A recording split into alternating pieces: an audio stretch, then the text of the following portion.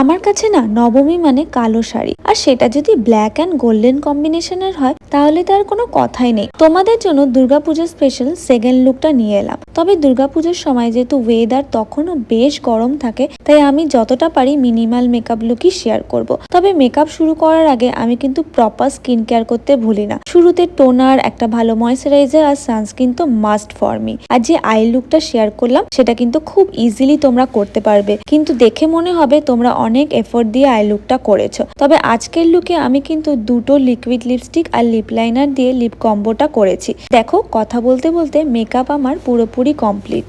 এবার হচ্ছে এই শাড়িটা শো স্টপার। এটা হচ্ছে পিওর মাশরু সিল্ক, যেটা আমাকে একটা ইনস্টাগ্রাম অ্যাকাউন্ট থেকে পাঠানো হয়েছে।